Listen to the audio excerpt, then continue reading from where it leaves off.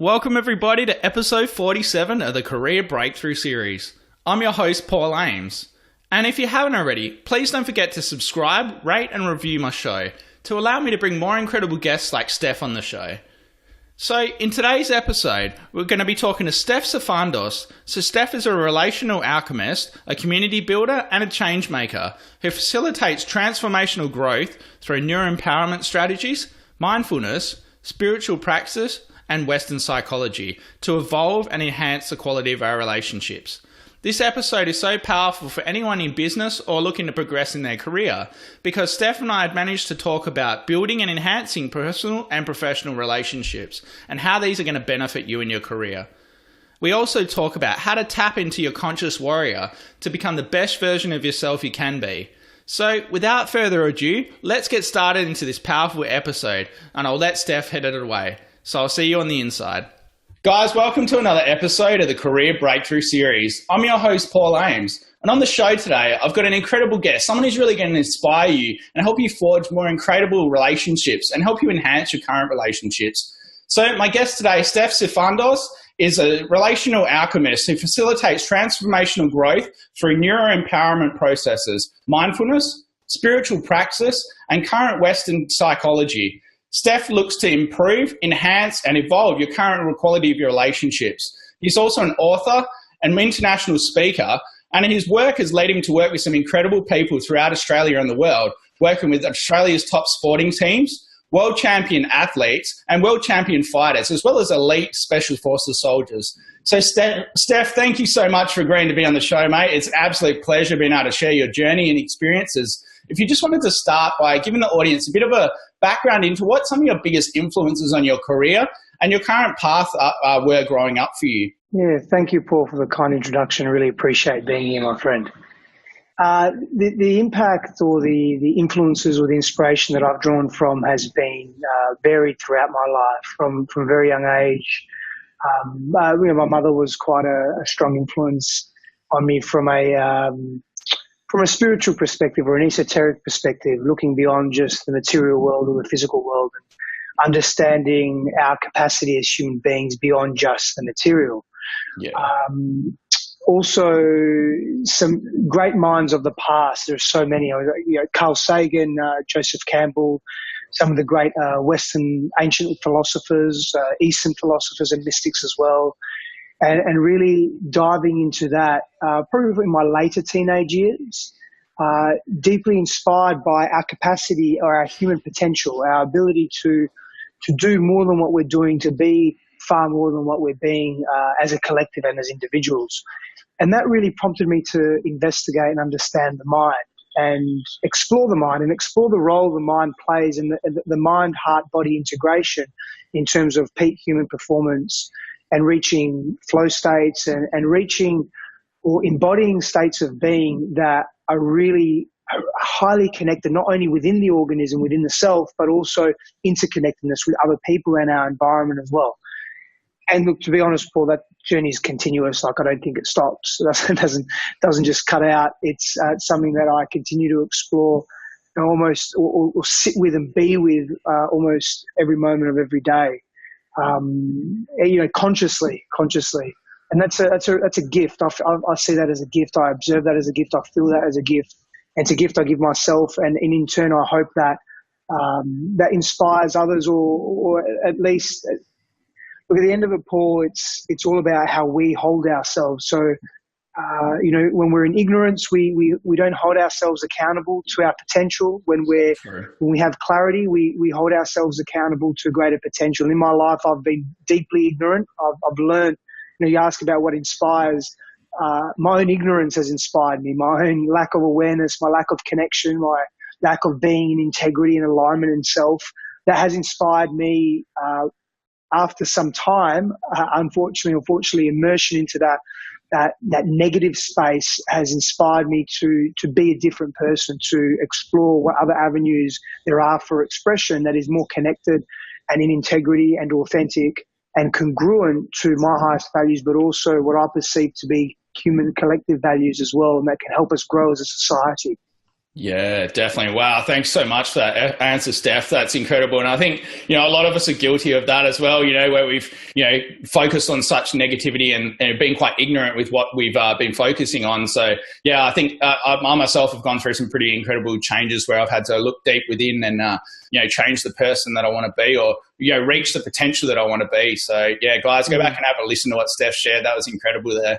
So, Steph, I'd love to touch on, I know you've got an incredible program called the Conscious Warrior. I'd love you to touch on, what that means to you and, what it actually means to be a conscious warrior.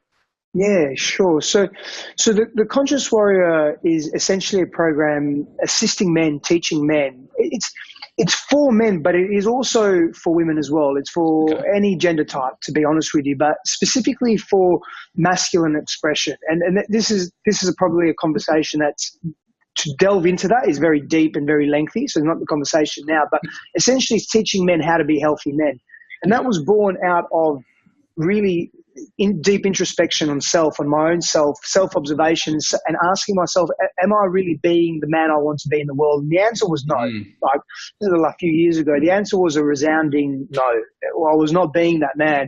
I was not embodying the principles of masculinity or manliness or how I was showing up in relationship, in intimate relationship, but also in my relationships in general, just my platonic relationships, my relationship to the world, to my own self, to my ideas, to my purpose. So really, the Conscious Warrior is a framework, a 12-principle framework that assists us, a model that assists us in when we practice and embody these principles and we're consistent with this practice, it assists us in embodying a fuller man, a whole masculine figure that is balanced, and it also has access to the contrast, which is the feminine within. So there be do energies, go flow energies that we have as human beings that we essentially all have and we require in order to function in this world. And there's different ways of looking at the world, different perspectives of moving through the world. So the Conscious Warrior is really about creating wholeness and emergence in self, teaching men how to move away from archaic, detrimental, disjointed, disconnected principles of what it means to be a man, because they don't really have a place in modernity. Yet we still apply them, and it's causing great disconnect. It's disconnecting us from ourselves, from Earth, from our partners, from the women in our lives, from our children. So it's really, it was born because I was looking at myself and thinking, no, this is not who I want to be. And I really delved into that and explored that deeply. And so the Conscious Warrior program sets the foundation for the Reclaim Your Kingdom program, which is a warrior's code, which is essentially the offline or the in-person contact where there's an immersion experience that comes with that. There's also, multiple multi-day workshops as well, where we deep dive into what it means to be a man and how to be a man in this world without compromising our values and who we are. In fact, gaining clarity, acuity and purpose on who we are, or purposes, and then moving through the world in conjunction with that value alignment so that we are authentic and in integrity. And that changes the game, man. That changes how we move through the world, how we relate to ourselves and to each other, yeah? Yeah, definitely. That's amazing. And guys, I highly recommend getting on board with Steph's course there. I mean, I can only relate from my own experiences of going through counseling and learning my own counseling practice. And it's amazing the stuff that you can uncover and how you can evolve as a person and really get through. For me, it was a lot of deep-seated stuff that had affected me during my childhood and, my upbringing. And it's amazing the stuff, once you get that out and you get clarity, like Steph said, it just opens up a different version of yourself and, you function a lot smoother and freer in the world. So, yeah, that's amazing, Steph. Thanks for clarifying that. That's incredible. So, Steph, I'd also love to touch on, I know we've all got an incredible positive trait or positive habit that really helps us achieve the success that we have in our life. We've also got a hindering habit, a hindering trait. What would be your most positive habit that's helped you achieve success? And on the flip side, what would be your most hindering? Oh, it's a good question, man. It's a really, really powerful question. I'm one of those people, Paul, that when you say, give me the top 3, I need to give you top 5. You say, give me 2 or 3. Say, give me 10, I've got to give you 20. I'm just one of those people. I sort of flow with it. Probably one of the hindrances. One of the biggest, I'm tenacious, man. I'm really persistent. When I get an idea in my head and there's alignment with that idea and I really believe in it, like I fucking do anything to get, sorry, am I allowed to swear? No, of course, mate. Yeah, go for it. Yeah, everything's like. I go for it like a bull at a gate Yep. And that can also be, on the flip side, my biggest hindrance. And it's just something I'm learning now, is to learn, not now, but in the last few years, is to learn when to go and to learn when to flow. And that's that contrast that I'm talking about. That's that expressive energy that sometimes it doesn't serve us to go. Sometimes it serves us to just flow, be, observe, pull back a little bit. So whilst it's one of my greatest gifts and it ensures success, and I do that on purpose when I say that, when I was reading in inverted commas, it can also be a hindrance if I get lost in that tenaciousness or that persistence. But of late, I'm really learning to move with that. And the gifts that come from that are phenomenal. But sometimes, we're imperfect, perfect beings, and we're perfectly imperfect. So we don't always get it right, and or we don't always get it in alignment with our perception of how we would like things to be. So that's a sort of double-edged sword as an example I could give. I could give you plenty more, I'm sure. Yeah, definitely. And it's actually amazing from all the people I've interviewed. Like a lot of people tend to have their same positive trait as also their flip side hindrance. So it's amazing just finding, like you said, knowing that balance, know when to pull back on the reins and when to push forward. So I think I'm also guilty of the similar sort of trait. Mine would be, pushing like that, going at things full on, but then also not having the patience to expect to see things through. Like I've learned to become a more patient person. That's been my biggest one, where I'm like, why isn't this happening? What's going on? I put the work in. Why isn't it going on? So that's really interesting, Paul. And I'll share something else with you as well for the viewers. This may be of value, just intuitively, instinctively, I feel it may really work. Is the feeling body. So I'm a very deep empath. Yep. And in that it's beautiful because we are able to feel so much. We gain deeper insight and layers into any circumstance and situation and relational dynamic. And the double-edged sword with that, again, is that it can spiral me into a melancholic state. And then that feeds in. That can also feed into a very deep inspiration where I produce, I create, I allow myself to receive.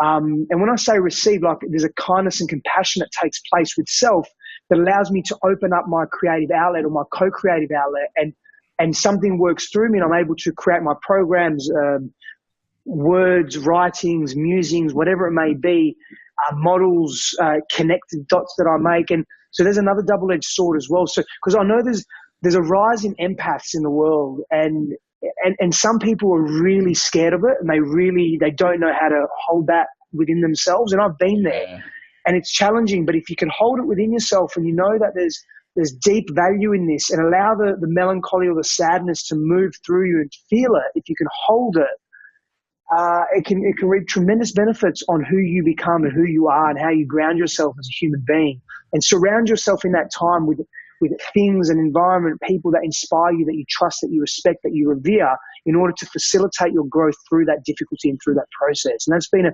tremendous learning for me as well. Yeah, that's great advice. I'd definitely go back and have a listen to that, everyone listening. That's really, really knowledgeable and a great insight there. So, Stef, I'd love to find out, obviously happiness is the biggest thing that, makes us all thrive, and one of the most important things in the world. So what to you would be the key to a happy and fulfilled life, just for you personally? Awesome, man. I'll do something for you and for the wonderful viewers out there. I'll provide a framework for what happiness is to me, and then I'll personally tell you what I do to make me happy as well. Yeah, sure. For me, happiness is actually quite simple. When we gain clarity on our purpose or purposes, when we gain clarity on who we are as a person, and that's an ever-evolving process, right? But there's like a baseline of clarity that we have for ourselves. And when we reach that, and we really embody, embrace, and understand that, we can connect to it deeply. And then we align our everyday actions with that clarity. That becomes meaningful. It becomes fulfilling. And meaning and fulfillment literally lay the foundations for happiness. It's as simple as that. That's it. Wow. That's my formula. That's for me, that's happiness. So what I do every day is I fill my days with things, experiences that are meaningful to me, i.e. this right here. I'm connecting with another beautiful human being. I know part of your story. I know where you've come from. I see you today. It's fucking inspiring. I'm inspired now. Now I'm inspired. I get goosebumps. Now I want to go create. I want to go give. I want to allow myself to receive. Yep. I fill my day up with movement, because movement's very important to me, especially for every human being, but for men in particular for various reasons. And that's part of my Conscious Warrior program. Definitely. So movement, fitness, exercise, training. I have my own spiritual practice.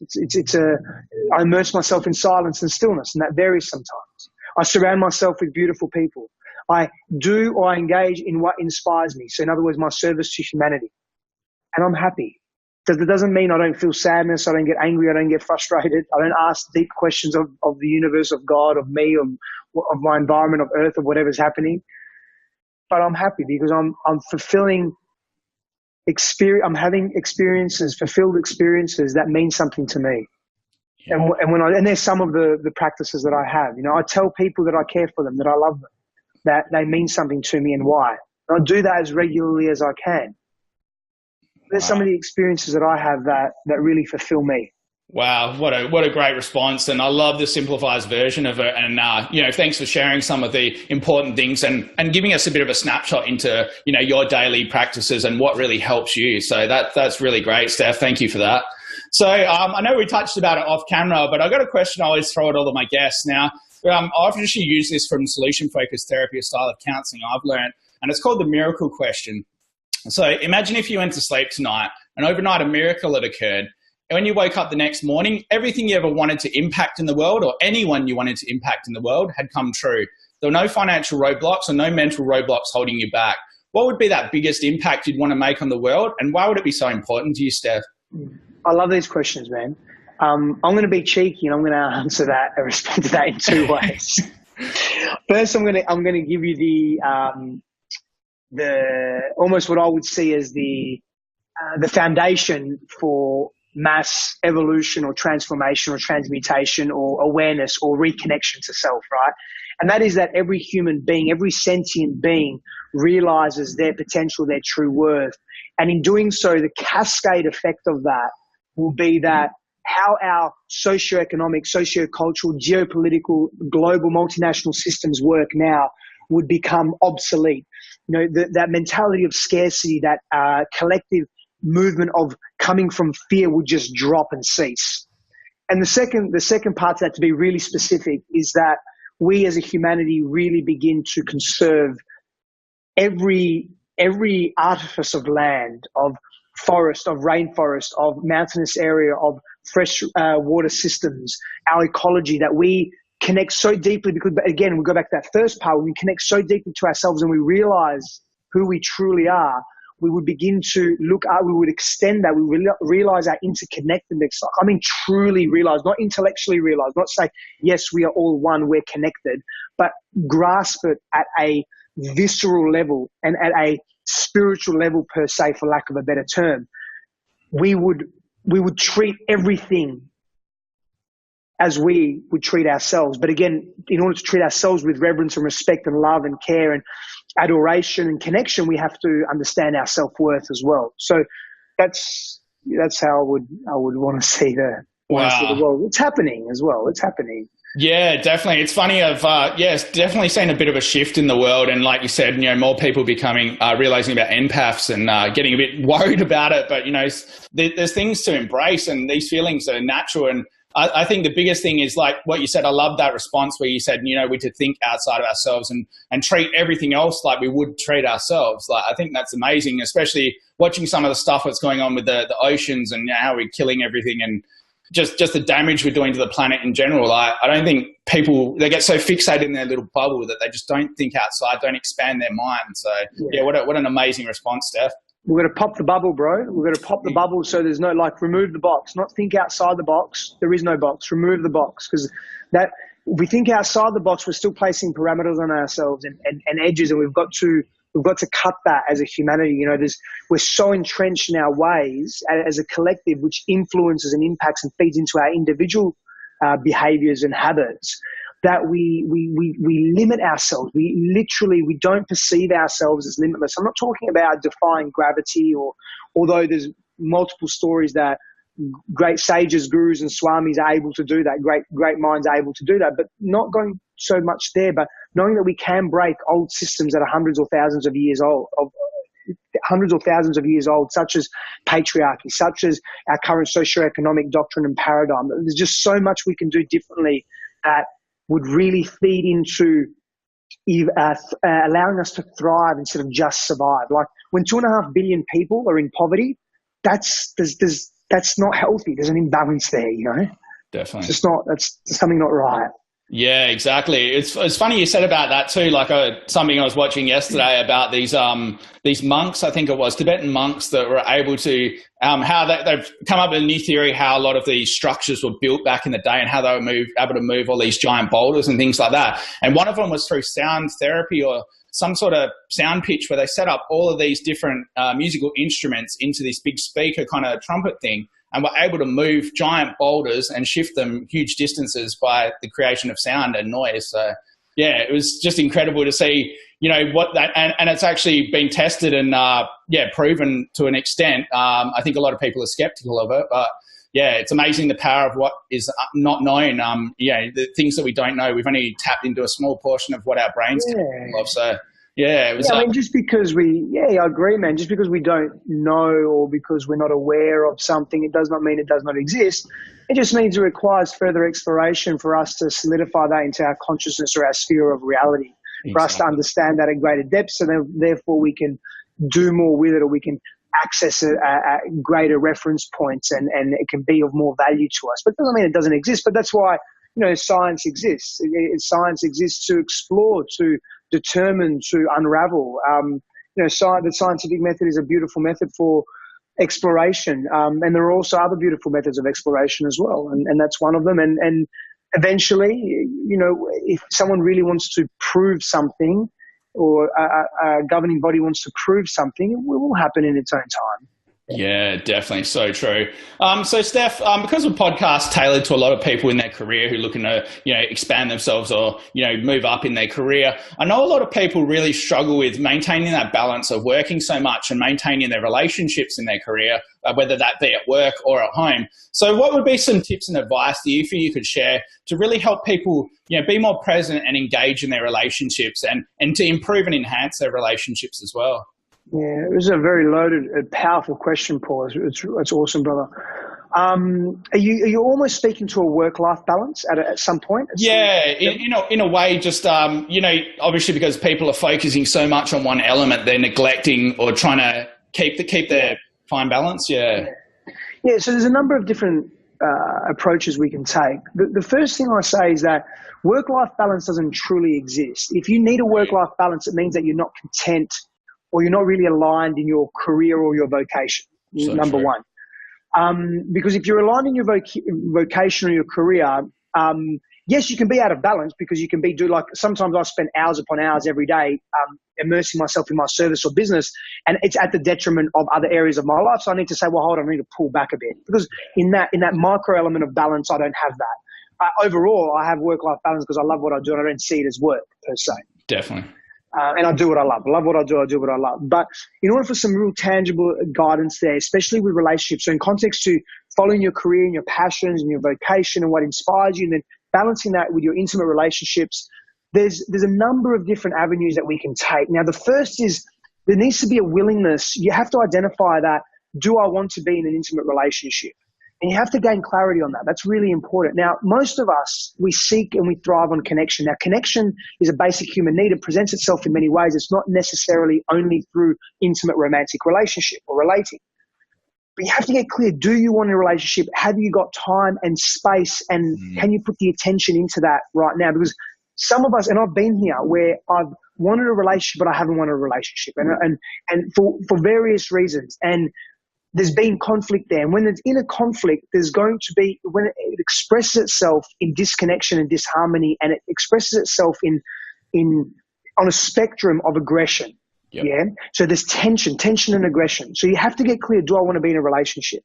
And if that's something that you deeply yearn for and that you're aligned with, then you have to get to know yourself. Self-gnosis or self-praxis, self-awareness, deep self-introspection is always essential. So knowing what you need so that you can then consciously communicate that to your partner. That's powerful. And telling them, these are my needs, these are my wants. But the flip side to that, and what I call selfish selflessness, and this is part of it, this is one of the principles in the conscious warrior model and the sovereign leadership model that I've developed as well, is that you have to also be open to asking, what do you need from me? What can I give you to allow this relationship to flourish? And also gain clarity on What are your common interests and your common goals? This is very simple advice. And we call these unconscious, some of this is unconscious contracts. Like, for example, what happens is over time, when we are in a relationship, especially if we're intimate and we live together, we will have habits that we've brought into that relationship from our other relationships, from other areas of our adulthood, from our childhood as well. So, for example, like a really simple example that we don't often see, okay, we don't often think of. Let's say you're making dinner together, okay? And, you know, you've had a very hard day at work or your career, and you're coming back and you're home and you're making dinner together. And you have a preference that you like to just make dinner, eat, and then take care of cleaning up after. But your partner, they like to have everything clean first before they sit down to eat. Now, over time, no one says anything and it just builds up. There's tension there around that. But sometimes our habits are intrinsic. They're either just very vague, basic habits that just come from habit and there's nothing really to them. But sometimes our habits go a lot deeper than that. Perhaps as a child, you've been traumatized as a child, and you would then live with maybe an aunt or an uncle or a grandmother or a grandfather or both. And your grandmother and grandfather, you were very close to them because you had reprieve from your primary caregivers who were very aberrant or violent where you experienced trauma, which many children do. The statistics are ridiculous, how many children experience physical, emotional, and sexual trauma and abuse. Yeah. And in that, living with your grandparents always cleaned up after. And you made an association somewhere in your unconscious mind and somewhere in your being, and then through implicit memory, it comes back into your adulthood. You now are very comfortable and you feel safe. You can't explain it, but you feel safe when you engage in that habit. Yeah. But then your partner always then begins to get very upset and angry with you. Now, because you haven't explored this habit or this belief system or this way of being and expression, you don't understand it either. So you just become defensive. So, well, that's the way I do things, and why can't I do it this way? And then we argue, and then arguments compound, and then we begin to break down trust, and trust breaks down. And when trust breaks down, it's very difficult to rebuild trust. It's possible, but it just takes more time. Yeah. So when we come back to, the reason I told you that story was I come back to, you asked me what the piece of advice is know self. Yep. Know every facet, every layer, every aspect of yourself as much as you can to then be able to express and communicate that and have that open communication with your intimate partner and allow them to do the same, give them the opportunity to do the same. And together that you become a cohesive unit and you identify, is there value here? Is there a values alignment? Because if there's not, we can gracefully depart, or we can work on it. We can make the choices that we want to. Yeah, that's the power of self-gnosis, of knowing self-awareness, which is again an intricate principle of the Conscious Warrior program. Wow, that's amazing advice. I love that example too. Like, I can relate from, my wife's family, like, even some of the ways that her family does things and, how she does things and how I do things. And it's, like you said, I've found that that's the biggest thing that's helped is like, obviously we've all got our own way that's instilled in us, but, talking it out, adapting to it or trying to, work with each other and have common goals. I think that's incredible advice. Thanks, Paul. I mean, the power there is that we become, the cascade effect, the domino effect of that, we become more compassionate, more empathetic, more understanding. We're able to view life from different perspectives. What also happens is when we express, when we verbalize, and neuroscience demonstrates when we verbalize our feelings, that inner emotion, we begin to deactivate and diffuse and soften the amygdala and the brainstem, which are in part responsible for fear activation and the release of stress hormones in the physiology. We quieten that. We come more from the prefrontal cortex or the prefrontal lobe, and we begin to become more creative and calmer in our presence so we can see more because we're not under threat. So therefore, the way we relate and communicate is not under tension and aberrance and violence and aggression. It's more calm, compassionate, empathetic, understanding, willing. That's the power, yeah? Wow, that's amazing. Yeah, I didn't even know that. That's really amazing to know that. And everyone go back and have a listen. It's good to understand how it all works, where everything comes from and where our feelings and emotions stem from. So that's great. So Stef, we're just getting ready to wrap up soon, but I'd love for you to share, where's the best place to get in contact with you? I mean, you've shared some incredible knowledge and incredible insights in today's episode. So where would be the best place, say, if somebody's struggling with some issues in their life and they want to reach out to you? Yeah, sure. There's various avenues. You can connect with me on social media, and that's just Stef Sifandos. Stef Sifandos Relational Alchemist is my Facebook page. My website, stefsifandos.com, stefsifandos.com, and all contact information's there. And I place a lot of content on social media, Instagram, LinkedIn, articles on my website with blogs, on Facebook in particular as well. So there's a great deal of free content and collateral that you can read if that interests you. I have many different programs that I offer as well, and they're all available through my website, and you can access them there and all that information there. And it's really quite easy. It's not difficult. Yeah, stefsifandos.com. Awesome. Central access point. Yeah. And guys, yeah, definitely jump on board Facebook or socials. Steph's got some incredible content up there. His videos and articles are awesome. I read them every day. So, yeah, you guys are going to learn a lot from that. So, Stef, it's been an absolute pleasure, mate, being able to share your journey and experiences and get a deeper insight into, some of the issues that affect us and how we can remedy them or how we can work on them to enhance our lives. So thank you so much, man. It's been an absolute honor. Thank you, brother. I really appreciate you asking me to come on board your fabulous podcast and your show. Thank you so much, Paul. And guys, stay tuned next week where we've got another incredible guest who's going to really help you break through that glass ceiling in your career. So stay tuned then.